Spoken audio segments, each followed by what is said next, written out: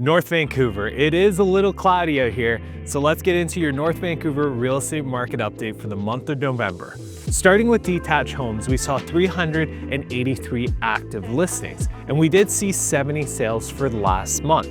Now, average days on market is a little higher from this time last year, sitting at 31. However, when we look at that sales to active ratio that measures whether or not we're in a balanced market, seller's market, or buyer's market, Detached Homes are surprisingly in a buyer's market. They just ticked up from this time last month at 20.1%. When we look at benchmark pricing, there hasn't been much of a change from this time last year. We're sitting at $2,151,000. All right, now let's move into condos. We saw 443 active listings, and we did see 77 sales.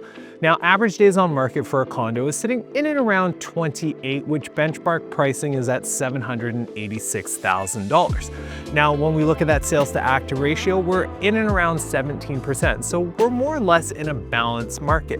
Now, when we look at condos as a whole, there have been a lot of inventory. We're starting to see people pull their listings off the market because they're not achieving those numbers that they once did this time last year.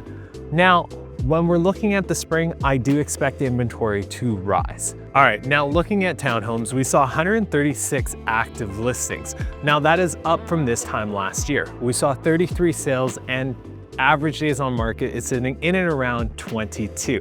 When we look at the benchmark pricing, we're at $1,286,000, which is actually down from this time last year. Okay, so what we're hearing in the media is the real estate market isn't doing well. Well, North Vancouver has always been its own little bubble, and people are buying real estate right now. Now, have prices pulled back? Yes, of course they have. However, there's less and less inventory, and I think what buyers are starting to see is there's not as many homes on the market than they expect. Now, that will change in the spring. We'll see more come up. Now, whether or not it's a good time to buy, well, I don't know. I'm not an economist, but what I can tell you right now is prices have pulled back and interest rates are lower. So it might not be as bad of a time as you might think.